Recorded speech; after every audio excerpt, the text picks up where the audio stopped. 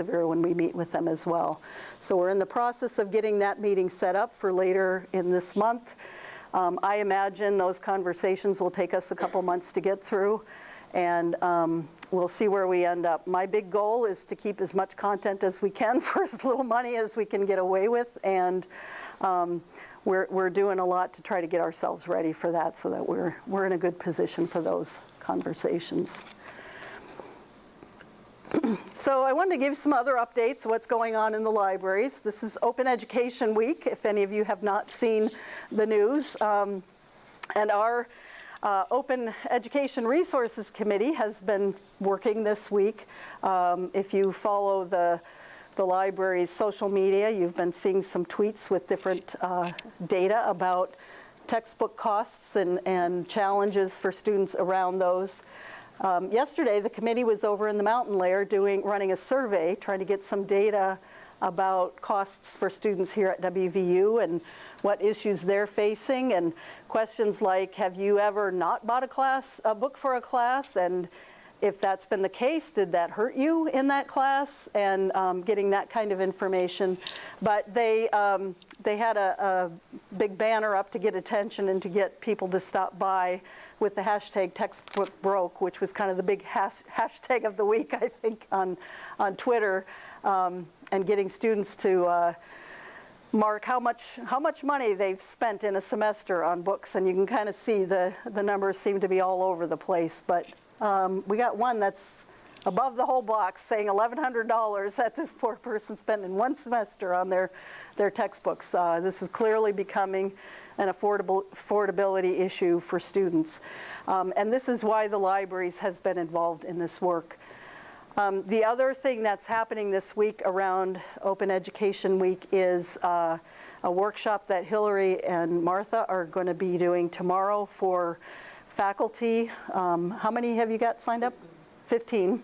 15 faculty on campus who signed up to come to learn more about open textbooks. The goal of the workshop is to help address any barriers that they might feel as they think about whether or not to adopt an open textbook for their course. It encourages them to explore the open textbook library and write a review on a book in their field. And one of the purposes for that is to hopefully overcome the barrier of thinking that the open textbooks are not worth anything because they don't cost anything, but often they find when faculty go in and review these, they find actually there's a lot of good quality there. So, so those are some of the events that are happening around Open Education Week. Is there anything I should add, Martha, that we're? Well, it's already over, but our Wikipedian and residents also had an event at Evansville today at 1 p.m. So talking about Wikipedia and work in the classroom. So. Perfect. And Wikipedia, of course, being another open resource that, that people can use in the classroom. I wanted to update you on our research repository. This is our new institutional repository, and the name of it will be Research Repository at WVU.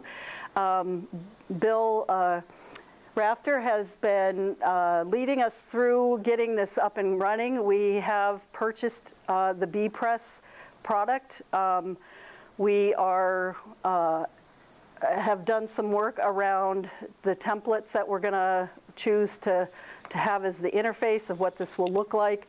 We still have to get through the test of once that interface is determined and there's an actual instance set up for us, Campus ITS needs to do a scan to make sure it meets their security challenges.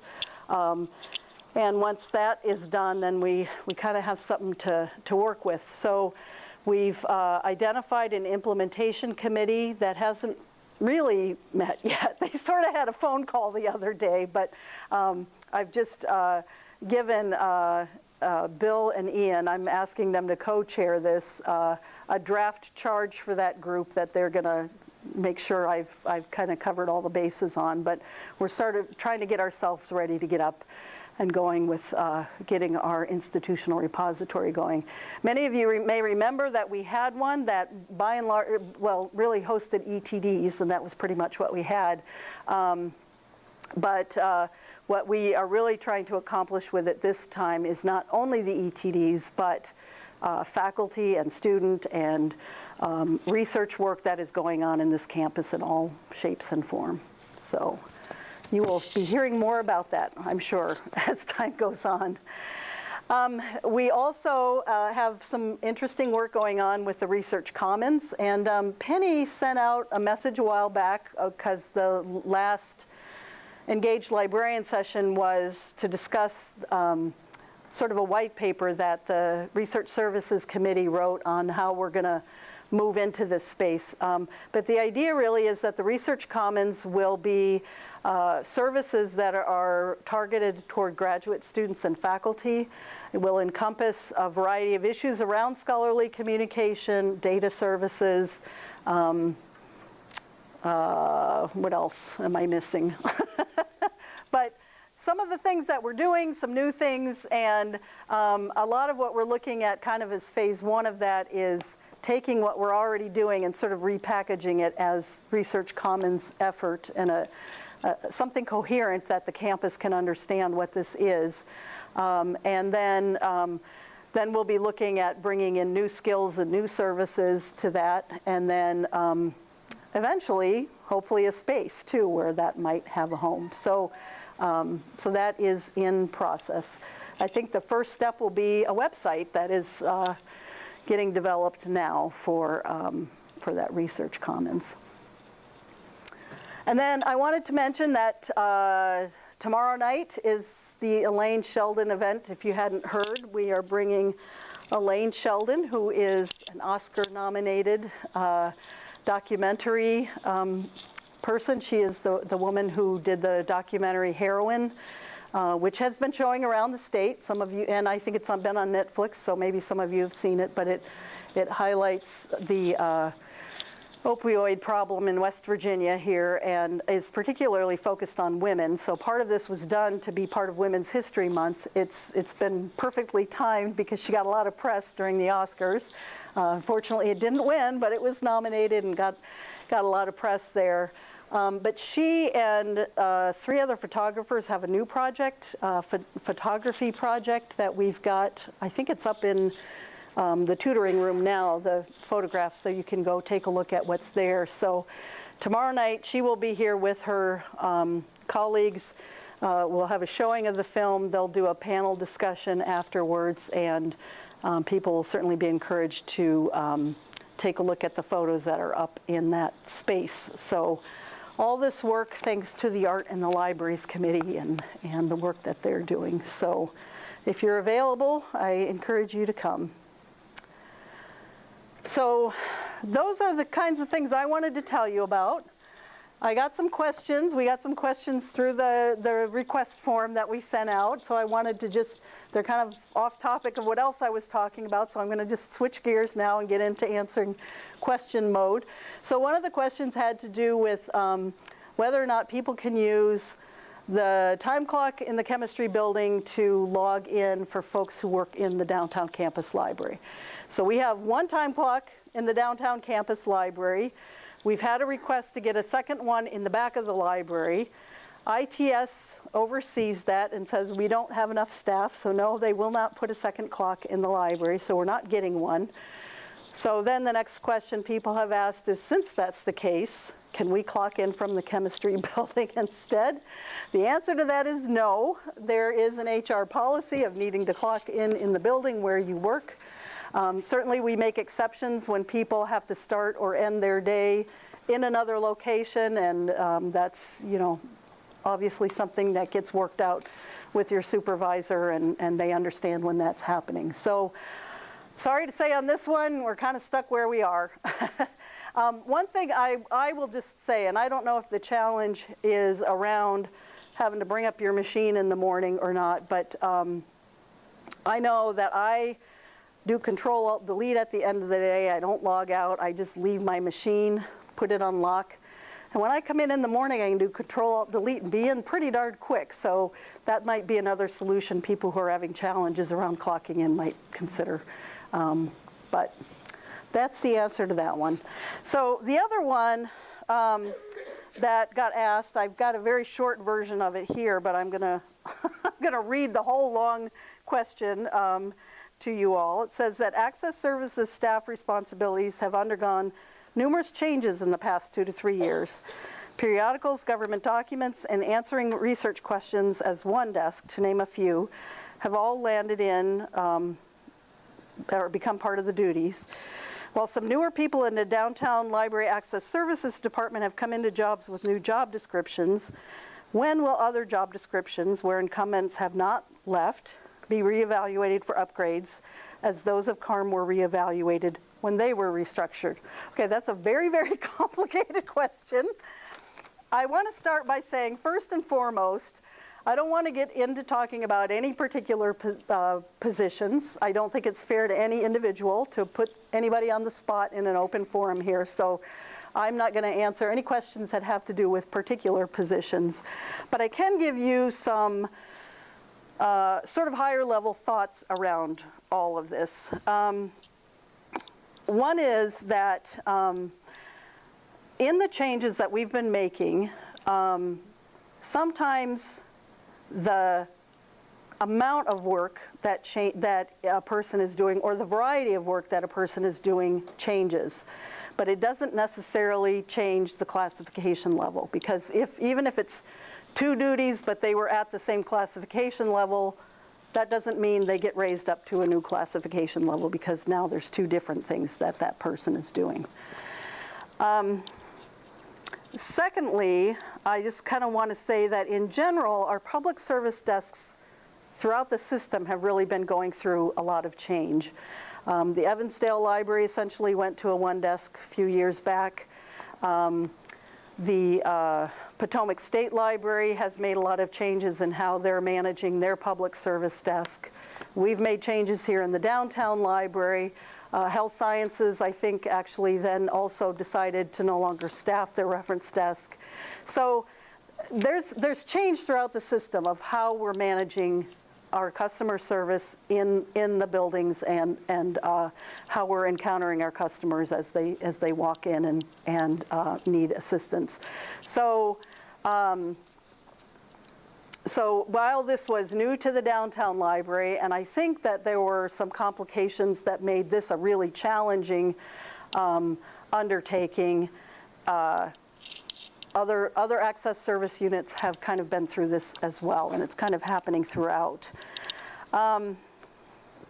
And it's not really just a WVU trend. This is something that we're seeing nationally, that many reference desks in libraries are shutting down, and staff are managing what are increasingly becoming directional and or quick reference sorts of questions, maybe a lookup, maybe a do you have this item kind of thing. And we're expecting that the questions that require the knowledge of a librarian get referred to a librarian still. So I think that those are things that are kind of indicating we don't really have a plan to re-look at the positions.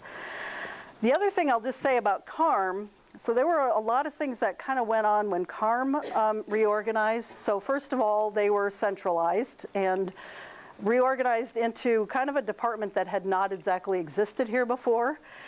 Simultaneous to that, we brought up a new ILS, and that new ILS changed a lot of workflows. So there were a lot of complex things that were happening with that CARM change at the time that happened.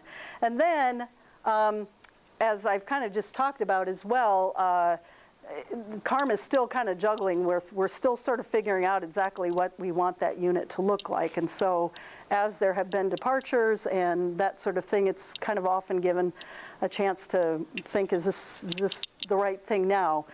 The budget cuts that were brought a lot of workflow changes that have made us think about this as well. So there were a lot of things going on around there. And when those changes happen, we don't just get to decide we want to upgrade positions.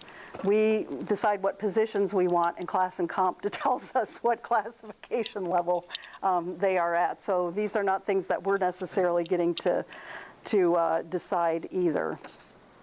And And then I will say that some of the changes that we have made are that we are in fact trying to provide career advancement opportunities for staff by creating some of the supervisory positions that we've created both in CARM as well as in Access Services. And so we are trying very hard to be, work fairly across the system.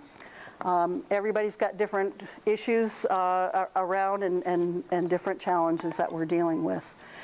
So I think if people have specific concerns about their own position, it would be appropriate to work with your supervisor. And if you need to come to me, you can come to me to talk about it, but I don't think I want to get into specific positions in this forum either. So with that, I think I have answered the questions that came to me ahead of time, but I wonder if you all have other questions.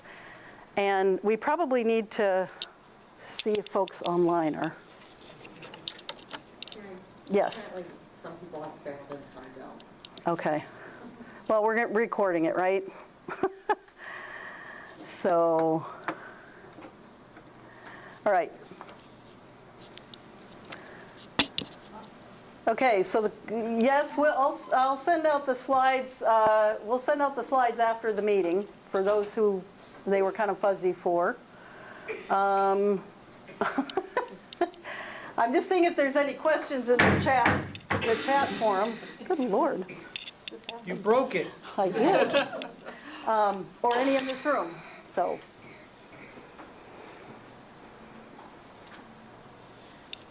Tell me if something pops up online here I should be taking note of.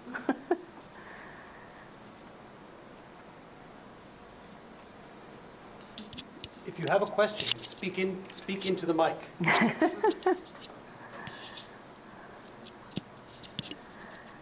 Does anybody have a question for a library committee or a department head who might be here, of something that you're wondering about what's going on in the library system? I'll put everybody on the spot here.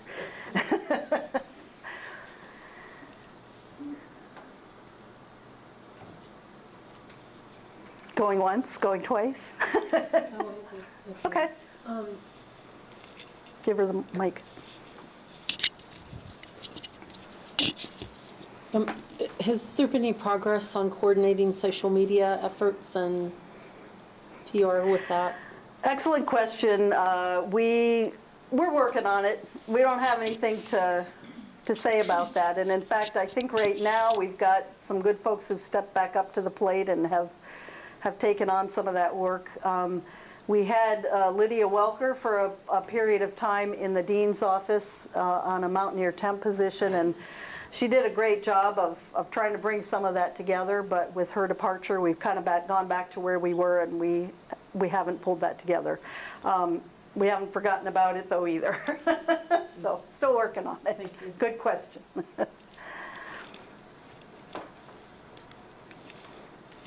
Tracy. Karen, I don't have a question. I just wanted to give a reminder that the BOG faculty rules are still up for comment. So if you want to comment on them, you have until March 20th. And then for the final rule number 7, the reduction in force, that is available for comment until April the 5th. So if you are interested. Thank you. There's a summary page where they talk all about that.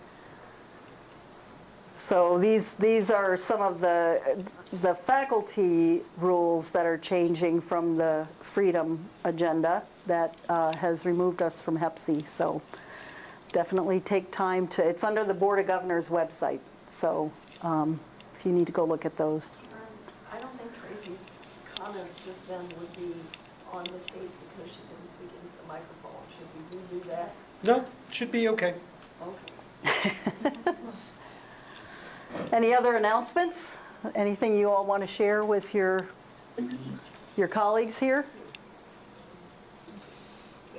Could we ask Ian to step up to the camera so we can see what he looks like?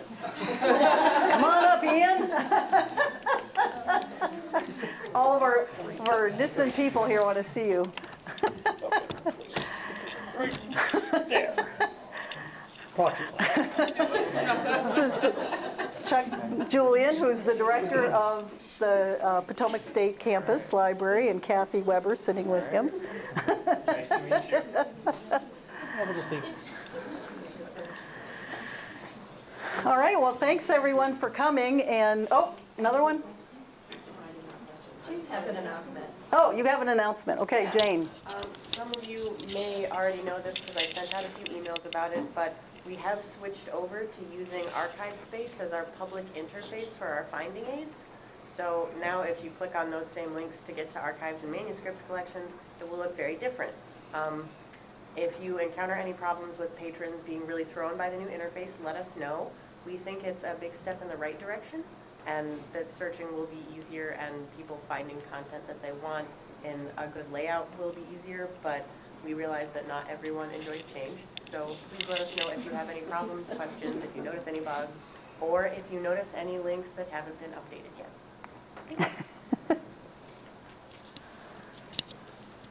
Good announcements. Thank you all for bringing these. Anything else?